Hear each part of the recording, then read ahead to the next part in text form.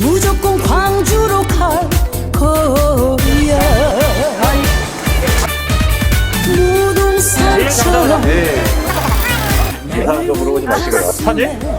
맨날 보면서 뭔 사지? 산을 꿈꿔 사는 곳.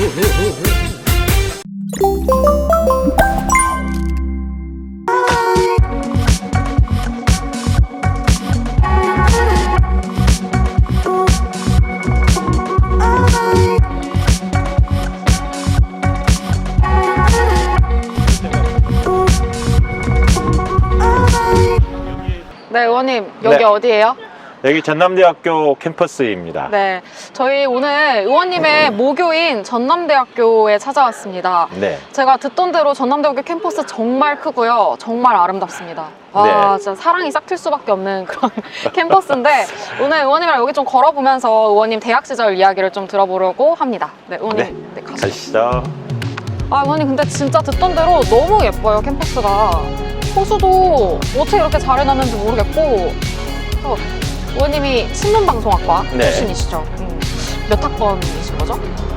86학번입니다. 요즘에 86년생이 아니고 86학번. 86학번. 네. 86학번.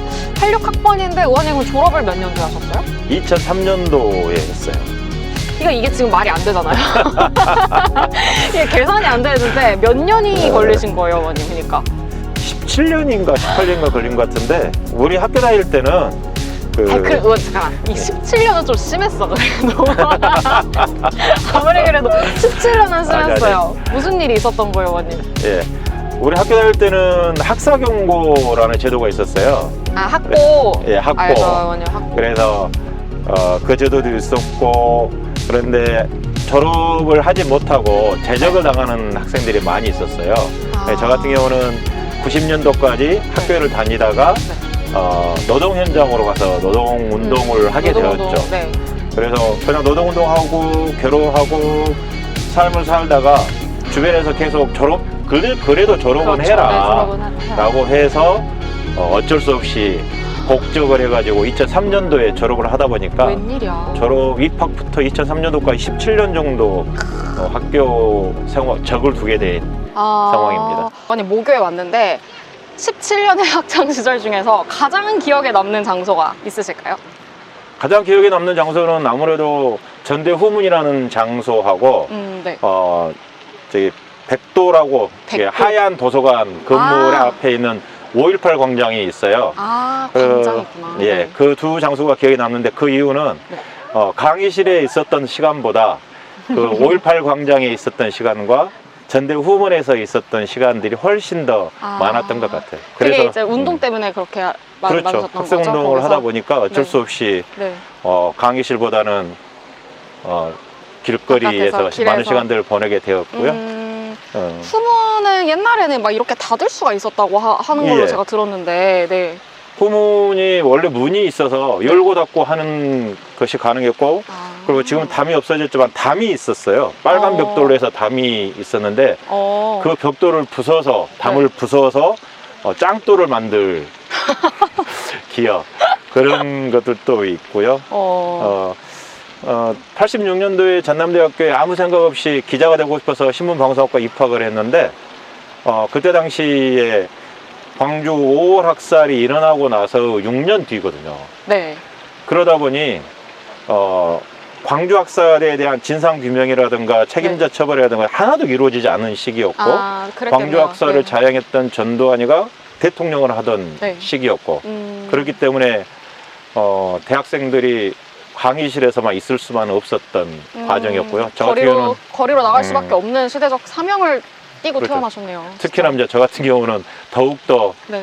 열성적으로 하다 보니까 학생회 간부하고 뭐 거리에서 전투경찰들과 맞붙어 싸우고 그랬던 과정들이었죠.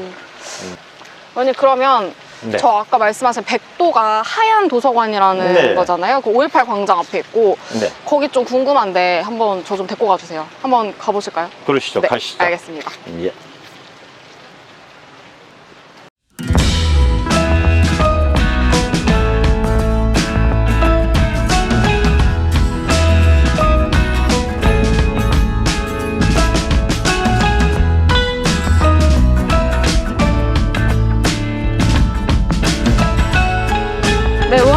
의원님이 아까 설명하신 그 백도에 저희가 지금 왔어요. 진짜 의원님 설명하신 것처럼 하얀 색깔의 도서관이고 이게 새로 지어진 게 아니라 예전에 있었던 그 도서관 그대로의 모습이라고 합니다. 그래서 봤는데 진짜 의원님 얘기해주신 그대로의 모습이라서 너무 예쁘네요. 근데 여기서 의원님 좀 감회가 남다르시죠? 그렇죠. 모양은 예쁜데 저곳에는 우리 젊은 청춘들이 무슨 일이 있을 때 들어가서 점거 농성을 했던 장소입니다. 그리고 우리가 앉아있는 이곳을 5.18 광장이라고 이야기를 하는데요. 거의 날마다 여기서 집회를 했던 장소입니다. 네. 그래서 이 장소가 가장 기억에 남는 장소이고요.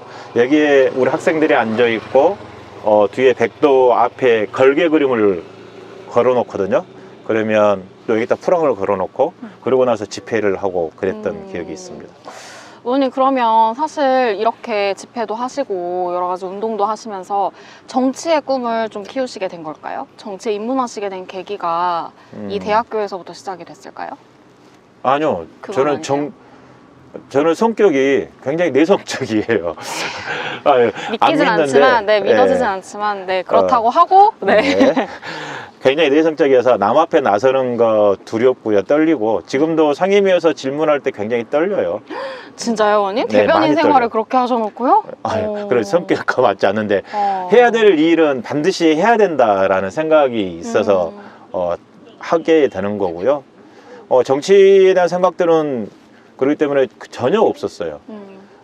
그냥 학생운동을 하고, 그 다음에 노동운동을 하고, 그리고 사회단체 활동을 하면서 경제활동을 하고, 그렇게 살아가고 있는데 우연한 기회에 지금 광주시장을 하고 있는 강기정 의원, 그때 당시 국회의원이 같이 한번 정치 한번 해보자라고 제안이 왔었고, 그게 2009년도거든요. 그래서 사양을 몇 번 하다가 결국에 가서는 알겠습니다 라고 해서 2010년도에 광주광역시의원부터 시작하게 되어서 그쵸, 네. 지금 여기까지 네, 와 의원님은 있습니다. 시의원부터 경력을 쌓아오신 정치인이시잖아요. 잔뼈 굵은 정치인. 잠깐까지 고맙습니다. 정치인 조호섭으로서의 꿈이라는 게 또 따로 있을까요? 좀 원론적 이야기일 수 있는데 우리 아이들에게도 그 다음에 주변 친구들에게도 그 이야기 항상 하는데 어떻게 사는 것이 중요하지 무엇이 되는 것은 별로 중요치 않다라는 이야기를 해요. 정치를 하면서도 어떤 자리에 올라가겠다라는 목표를 한 번도 가진 적이 없고 국회의원이 되겠다라는 생각도 가진 적이 없었고요. 다만 어떻게 살아야 되는지에 대한 고민들 계속 하고 있는 거고 그 과정에 국회의원이 된 거고 저는 학생운동 할 때부터 지금 현재까지도 세 가지 목표가 있어요. 뭐냐면 대한민국의 민주주의에 대한 목표, 두 번째로는 민생 안정에 대한 목표, 세 번째로는 남과 북의 평화에 대한 목표. 이 세 가지 목표에 도달할 수 있도록 내가 할 수 있는 일이 있으면 기꺼이 하겠다라는 생각으로 살아가고 있습니다. 호남의 남자이자 민주당의 남자네요. 듣는데 단어가 딱 그 호남의 남자이자 민주당의 남자. 아 그래요? 네. 감사합니다. 알겠습니다, 의원님. 오늘 저랑 이렇게 하루 종일 붙어서 광주를 소개해 주셔서 너무 감사합니다, 의원님. 네. 예. 그러면 우리 조호섭 의원님 많은 응원 부탁드리고요. 의원님과 오늘 광주 투어는 여기서 마치도록 하겠습니다. 감사합니다. 네, 고맙습니다. 잠깐! 주식이 어렵다고? 하루 10분 감을 보면 성공 투자의 감이 잡힌다. 투자 정보가 한눈에 감을 통해 해외 주식의 감을 잡아보세요.